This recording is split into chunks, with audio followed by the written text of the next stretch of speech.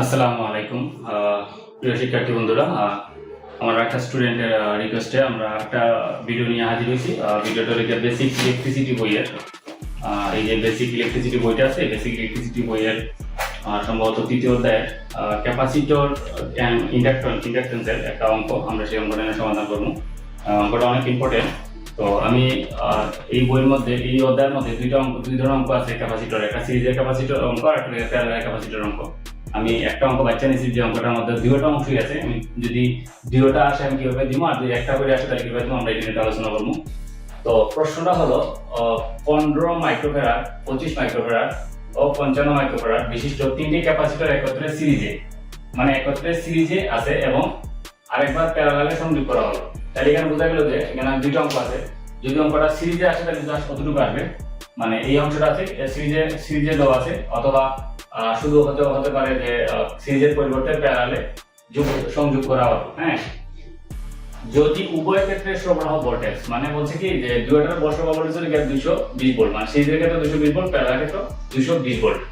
প্রত্যেক ক্ষেত্রে সমতুল্য ক্যাপাসিট্যান্স, সঞ্চিত শক্তি এবং মূল শক্তি কত হবে, মানে আমরা এই মানটা বার করলাম। ঠিক আছে, তো যদি এটা সিরিজে আসে জাস্ট প্যারালাল অংশ সংযোগ করা হলে এটা আসবে না, আর যদি প্যারালাল আসে তাহলে কি যে সিরিজে অংশ সংযোগ করা হলে এটা জায়গাটা বাদ যাবে।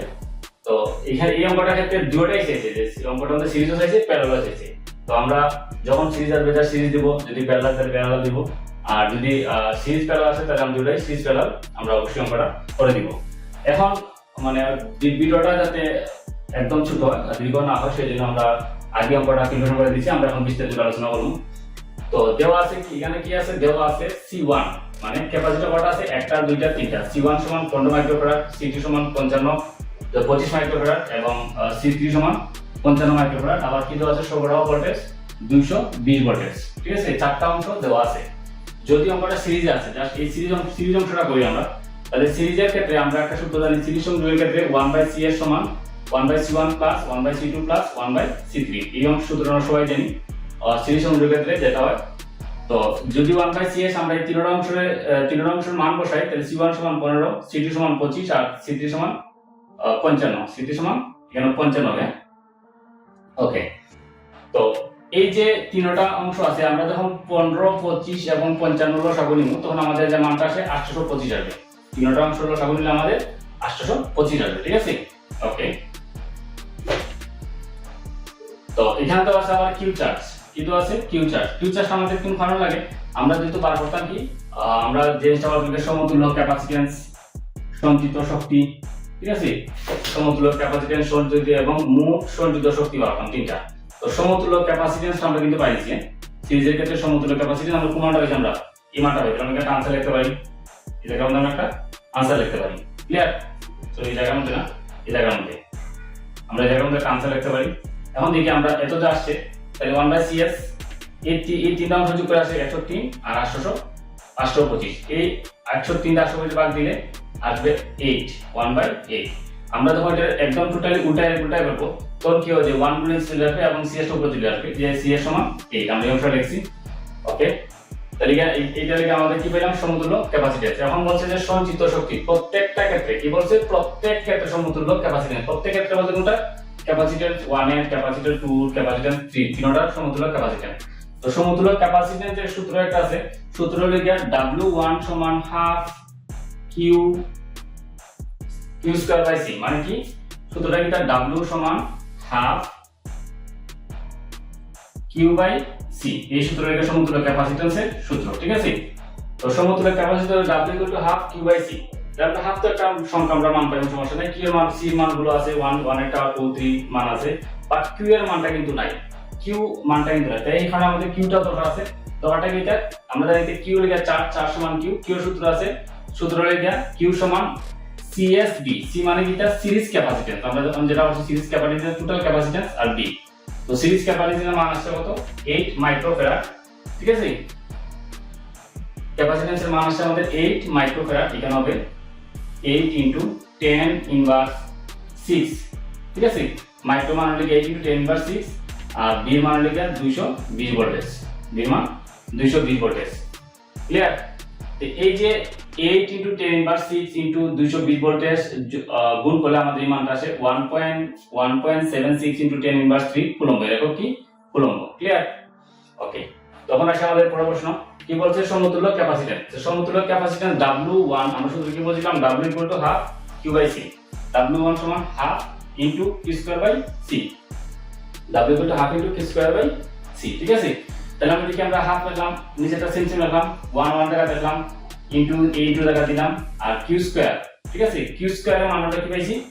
আচ্ছা, Q এর মানটা কত পাইছি আমরা? 1.76 × 10 ইনভার্স 3, 1.10 ইনভার্স 3 আমরা স্কয়ার দিলাম, আর 2 টাকা দিলাম, আর C1 মানে কোনটা পাইছি আমরা? C1 মানে হচ্ছে আমরা 15, ঠিক আছে? এই 15 পাইলাম, আর মাইক্রো মান 10 ইনভার্স 6, ক্লিয়ার? যখন আমরা এটা ক্যালকুলেশন করব তখন আমাদের মানটা আসবে এই মানটা আসবে, ক্লিয়ার? যেহেতু আলাদা আলাদা আনসার চাইছে তাহলে আমরা আনসার দিতে পারি।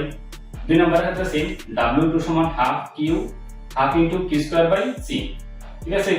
আর যেহেতু আমরা C2 লেখছি কোন কারণে, আমরা 2 নম্বরটা লিখতেছি, ঠিক আছে? মানে সেকেন্ড ক্যাপাসিটরটা, তাহলে আমরা 1 টাকা লিখলাম, আর Q এর মানটা পাইছি আমরা এখানে, Q এর মানটা পাইছি আমরা সেই মানটা লিখছি কেন, যেহেতু স্কয়ার দিলাম, আর 2 টাকা লিখলাম, আর C2 যেহেতু আমাদের C2 মানে কি, C2 এর মান কত আছে 25, মাইক্রোফ্যারাডের মান 10 ইনভার্স 6। এই অংশটা যখন আমরা ক্যালকুলেশন করব তখন আমাদের মান আসে 0.062 জুল, ঠিক আছে? এটা হলো একটা আনসার। এরপর আছে কি তার W3 মানে 3 নাম্বার ক্যাপাসিটরের জন্য শক্তি, হ্যাঁ? তাহলে হাফ সূত্র সেম, জাস্ট আগে আমরা কি চেঞ্জ দিতেছে, আমাদের Q1 C1 C2 C3 বাকি সব সেম দাস আছে। তাহলে আমরা সেম লিখছি জায়গার মধ্যে 1 এই মানটা লিখছি স্কয়ার, আর 2 জায়গাতে আছে C3 মান কি লিখছি আমরা 55 × 10 ইনভার্স 6। এই ক্যালকুলেশন করলে কি আসে 0.028 জুল, ঠিক আছে? তাহলে আমরা পাইলাম কত মান? 3টা মান। এখানে 8টা হয়ে গেছে এটা মোট সঞ্চিত শক্তি। তো প্যারালালের ক্ষেত্রে সিরিজের ক্ষেত্রে মোট সঞ্চিত W এর দ্বারা প্রকাশ করা সিরিজ, ঠিক আছে? W1 + W2 + W3 মানে এই তিনটার মানটা যোগ করলে যা আসে তা। তো তিনটা মান আমরা এখানে একটা মান বসাইলাম, এটার একটা মান বসাইলাম, এটার একটা মান বসাইলাম, তিনটা মান আসছে কত? 0.193 জুলস। মানে যদি তিনটা দিছে তাহলে আমরা এস লিখলাম, জুলস লিখলাম, ঠিক আছে? তাহলে এই অঙ্কটা হলো আমাদের সিরিজের ক্ষেত্রে। যদি সিরিজের ক্ষেত্রে অঙ্কটা আসে তাহলে আমরা এই অঙ্কটা দিব। টাকার মধ্যে যদি শুধু সিরিজ চাই তাহলে আমরা এই অঙ্কটা দিব, ঠিক আছে? এখন যদি ডাকের মধ্যে প্যারালাল অংশটা যায়, প্যারালাল মনে করলাম আমি সিরিজটা চাইছি না, চাইছি কি আমার প্যারালাল অংশটা চাইছি, তাহলে প্যারালালের ক্ষেত্রে প্যারালাল সার্কিটের ক্ষেত্রে যে সূত্রটা আছে সিপি মানে ক্যাপাসিটর, আর পি মানে প্যারালাল, ঠিক আছে? C1 + C2 + C3। তো C1 এর মান কত পাইছি আমরা 15, C2 মান পাইছি 25, C3 এর মান পাইছি 55 সমান যোগ করলে 95 মাইক্রোফ্যারাড, ক্লিয়ার? এখন সঞ্চিত শক্তি, প্যারালালে সঞ্চিত শক্তির ক্ষেত্রে কি আছে, হাফ W যেহেতু তিনটা অংশ তাহলে W1 = হাফ C1b², ঠিক আছে? C1b² মানে প্রত্যেকটা মান দেওয়া আছে, তার কারণে আমাদের এখানে চার্জ মানটা ভালো লাগছে না, প্যারালাল যেহেতু সহজ। তাহলে সূত্রটা কি হবে, W = হাফ C2²। এই প্রমাণ আমরা সবাই জানি, কম বেশি জানি, ঠিক আছে? এই সূত্রটাই যেহেতু 1 এর ক্ষেত্রে হবে C1, 2 এর ক্ষেত্রে হবে C2, 3 এর ক্ষেত্রে C3, জাস্ট এই জায়গাটাই চেঞ্জ। তাহলে যেহেতু তিনটা ক্যাপাসিটর তাহলে W1 দিলাম আমরা হাফ C1b², তাহলে আমরা মান লিখলাম 1 টাকা লিখলাম, C মান দেওয়া আছে কত 15, C1 এর মান 15, আর লিখে 10 ইনভার্স 6, মাইক্রোফ্যারাডের মান কত দেওয়া আছে 10 ইনভার্স 6, আর যেহেতু b² মান দেওয়া আছে কেন, b মান 220 ভোল্ট, যেহেতু স্কয়ার দিলাম আর নিচে আছে 2 গুণ করলে আসে আমাদের 0.363 জুল, ঠিক আছে? এটা একটা আনসার, ক্লিয়ার? আর এখানে একটা আনসার আছে, যেহেতু আমাদের কি বলছে যে সমতুল্য ক্যাপাসিট্যান্স, আমরা সমতুল্য ক্যাপাসিট্যান্স পাইছি না, তাহলে এখানে একটা আনসার আছে, এখানে একটা আনসার আছে। আবার যখন আমরা 2 নম্বর ক্যাপাসিটর মান পাবো তাহলে W2 = হাফ C2b² সমান আমরা সেই মান লিখলাম 1, আর লেখা 25টা কিসের মান লিখলাম আমরা, C2 এর মান 25, আর মাইক্রোফ্যারাড 10 ইনভার্স 6, আর ভোল্টেজ লেখা 220/2 গুণ করলে আসে আমাদের 0.605 জুল, ঠিক আছে? এটা একটা আমাদের মান।